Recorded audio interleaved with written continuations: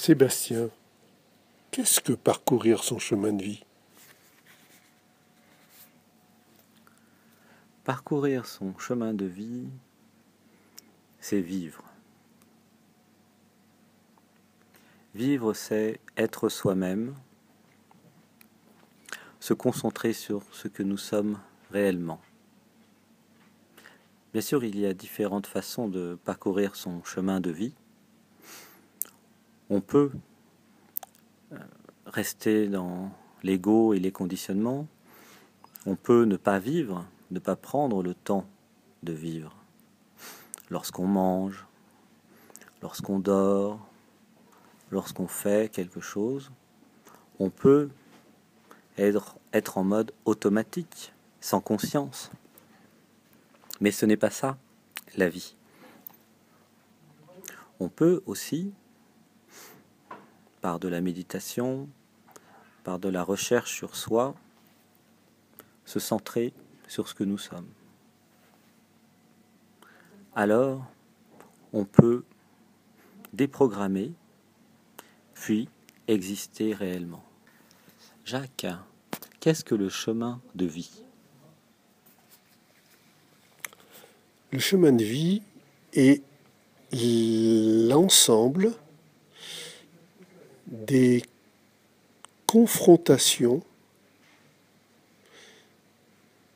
que nous allons devoir avoir avec les épreuves qui, en fin de compte, sont des épreuves pour nous faire grandir.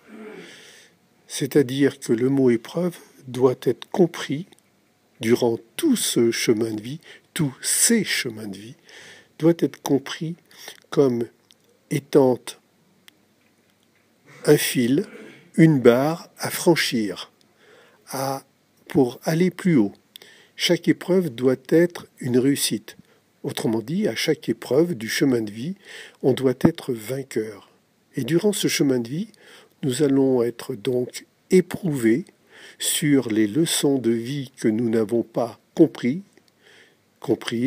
ou que nous n'avons pas voulu comprendre, ce qui est plus grave, et qui vont nous être présentées et représentées autant de fois qu'il le faudra, afin que l'on comprenne la leçon. Exemple pratique. Un être qui est en retard va devoir être confronté à la leçon de la ponctualité. Pour ça, lorsqu'il sera en retard, il sera ou sanctionné ou rejeté. Rejeté égale porte fermée. On doit arriver pour prendre un train, on arrive en retard, le train est parti. Leçon à comprendre, la ponctualité, être à l'heure. Si d'un autre côté, il y a la compréhension immédiate, cette épreuve sera toutefois représentée une deuxième, voire une troisième fois. Le sujet étant non pas de comprendre, mais de comprendre, d'intégrer et de pratiquer. Or, si l'on a reçu, si on a réalisé sa première épreuve avec succès, cela ne veut pas dire que cela ne nous sera pas représenté, puisqu'il peut toujours être considéré que l'épreuve réussie a été un coup de chance.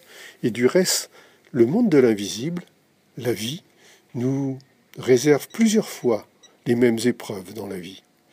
Si on les a vraiment comprises, si on les a totalement intégrées, donc pratiquées, systématiquement, ces épreuves ne se représenteront plus. Parce que nous aurons simplement montré que ce n'était pas un coup de chance, que nous avions bien intégré. Nous passerons une épreuve différente, mais qui nous fera grandir en continuité, ce qui nous amènera toujours à avoir des prises de conscience nouvelles, plus grandes, donc des vibrations nouvelles, différentes, ce qui nous amènera à être confrontés à d'autres êtres qui nous feront monter dans notre évolution, aussi bien psychologique que matérielle, que affective.